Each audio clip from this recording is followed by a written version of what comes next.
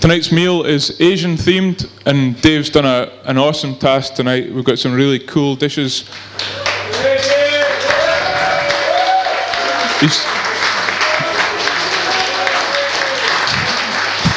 I can't lip read. He's not finished yet, but stuff's been really good, and my personal favourite so far, possibly of any of the dishes he's done paired with food, has been the scallop and salmon sashimi. So thanks very much. Good, probably even slightly better than the zeitgeist and the macaroni with the dark chocolate. It's good tonight. We've got a lot of guys up from Brewdog, or the Brewdog extended family now, or you can probably even extend it into the back corner. Brewdog itself is pretty much 4 years old now. We're not exactly sure when 4 years was, but I think James said it was 4 years yesterday or the day before, so we're roughly 4 years old. There's so much going on that we don't know exactly when, how we gauge 4 years old. I mean, 4 years old probably started when the company was formed in November last year, but I think it really begins when we started selling beer, which was around about this time 4 years ago. And we've done a hell of a lot since then. It started with myself and James, maybe a bit of Ian as well, helping out in the bottling. But we've come a long way from our beginnings in Fraserburgh. We're still at the same unit, but we're making a hell of a lot more beer now than we did then. I think at that time we were making maybe 3 brews, so it's around about 10,000 bottles a month, and we're now doing pretty much 400,000 bottles a month equivalent, maybe even a little bit more. So we've done a hell of a lot in the last 4 years, but it's not without people like you who appreciate what we do, who buy the beer that we make, who kind of get into the fact that beer's changing, that beer's evolving, that there is something exciting about beer, that beer can taste of something, that the beer's really cool, can go with food, can go in the Brewdog bar and get beer from 0.5% alcohol up to 41%, 55% alcohol. The excitement about beer is a lot more than a pint of Tennent's, and that's what we're trying to get across. That we put a hell of a lot of effort into the beer that we're making, but we hope that you enjoy it the same way that we enjoy to make it. A story from the last week, which I'll share with you.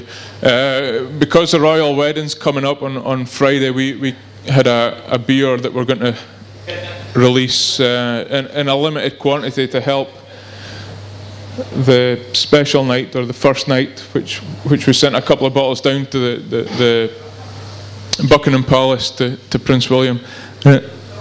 Got the name of the Royal Virility Performance. It's a play on words. You'll get it. What it is it's because we're kind of mad on herbs and exciting things into beer. We've kind of gone along the lines of herbal Viagra, which will help William on the night, Friday night, after all the MTV coverage or YouTube coverage or whatever he gets. Once the doors are closed, you'll be able to take a drink of a blended IPA with herbal Viagra in it, and that'll help him consummate his vows. So we've got a few bottles of this kicking about now. So there's about 1,000 bottles being released. And on Sunday morning, I was sitting in the office in Fraserburgh, and it was Metech was on the bottling machine. Took this elderly lady through to the office, and she's like, "I want to buy some of your royal wedding beer." And I was like, "Okay, are you sure?" He's like, "Yeah, I've just been to Tesco's, and they said that they don't have it here, but the brewery's just round the corner, so you can go round. They'll probably have it there for sale." So she came in, must have been mid to late 70s. She's like, "I've actually got the beer from when Princess Diana and Charles were married in 1981. I was like, "Good." Yep. And she's like, "So can I buy a bottle of your beer?" And I was like, "No. We're not allowed to sell beer from the premises. We don't have an on-premise license to sell beer to the public. She's okay, fine. How do I get a bottle? And she was like, well, it's not actually released until Wednesday, so I can't sell you anything until Wednesday. She's like, okay, I'll come back on Wednesday. She's like, shit. No, don't come back on Wednesday because we can't sell it to you. You have to buy it online. She's like, okay, well, I don't have a computer. I was like, thanks. Good. But my daughter-in-law does. So I'll just order it through her and I'll be back on Wednesday to pick it up.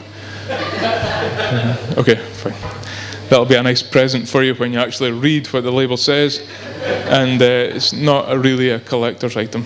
The next beer that we're going to have with the meal is Bitch Please, and this is one of the most exciting beers I would say that we've made in a while. I mean, what we like at Brewdog is to sort of buck the trend and do something a little different, but also work with our sort of beer heroes as well. It's what we usually do. We usually look at the kind of best guys in the States or from around Europe, and the ones whose beers really interest us, and we say, you know, come along, do a beer dinner.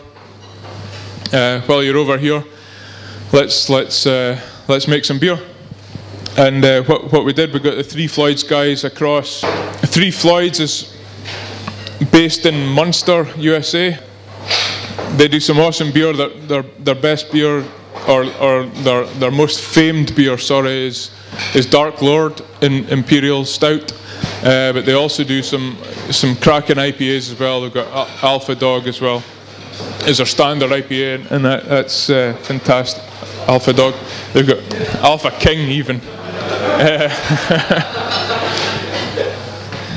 Alpha Dog's available in all good Norwegian supermarkets. Alpha King's available in our online shop. Dark Lord Imperial Stouts released one day a year, so they have the only day that they release this beer. Everyone signs up in advance. They make a lot of it and they sell it all in one day, so it's like really fantastic. So we had Nick and Barnaby and the other one across a few months ago, and we wanted to make something special, so we made a Scotch ale, and we made it as most Scottish as we could. So the 2 weeks before I was on my holiday in Islay, I was actually in our Beg distillery at the cafe. We'd been around our Beg distillery, we were just having a sandwich, and I had a Brewdog t-shirt on, and two people stopped me and said, we really like your beer. And then turned around, they had Lafroig t-shirts on. He's like, well, I really like your whiskey. And they said, well, we work in one of them was a production guy, and the girl was the head of the tours. She said, well, why don't you come down to the distillery? We're only 2 miles down the road. We'll show you around, and you know, get you a few tasters. So we went down and got probably the best, one of the best tours around the distillery I've ever had. So there's probably 4 of us on the tour. There's myself, my girlfriend, and 2 others as well. And she took us around the whole distillery, but not just like a normal tour. We got to stand inside the peated malt kiln on top of the malt, which is surprisingly low in temperature, which is where you can see how it picks up all the flavour of the you know, the peat smoke, but without turning the malt high in colour. It's, you know, it's very kind of low intensity, but high flavour smoke. That's one part of what's in this beer. We've put the actual malt that I stood on inside that kiln. They came across to the brewery about 2 weeks after, and they took across 50 kilos of this peated malt. So what we've done, we've incorporated the kind of most sort of smoky, pungent peated malt of any of the Scottish distilleries. We've also incorporated as much as Nick and Barnaby and what's the other guy called? You remember? The third Floyd. Not Vince, I made that mistake before. Chris? It is Chris. You're right. Well done, Jared. Chris. So we took them to Tesco's and thought, well, what's the most thing you think of Scotland? And they were like shortbread and Highland toffee. So we bought all the shortbread and all the Highland toffee that we could get our hands on in the Tesco's, took it back, stuck it all in the beer.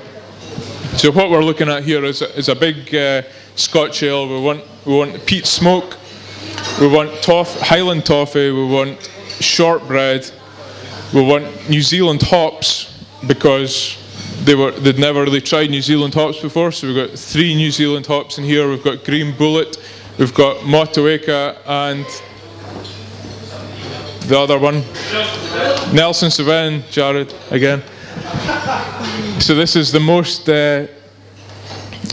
New Zealand hops we've ever put in a brew. We fermented it out. It was a hell of a beer. We fermented it out in Jura casks for about 4 or 5 months, maybe even 6 months. A long time in Jura casks. And it was dry hopped as well with Nelson Sauvin. So we should probably taste it now. You probably have tasted it and eaten most of your food. So tonight we've kind of paired it with spiced pork belly, sticky rice, and Chinese garlic sauce. The garlic, I should say, is wild garlic that was picked by Dave this morning in Stonehaven.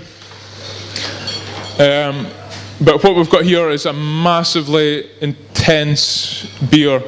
Scotch ale is typically the kind of biggest of the beers made in Scotland. Scottish beers tend to be very, very, very malty and kind of lightly hopped. We've kind of over-hopped it for a Scotch ale, but it's still got the massive malt backbone, which is what it's all about. So you should be tasting a nice kind of smoke backbone in there.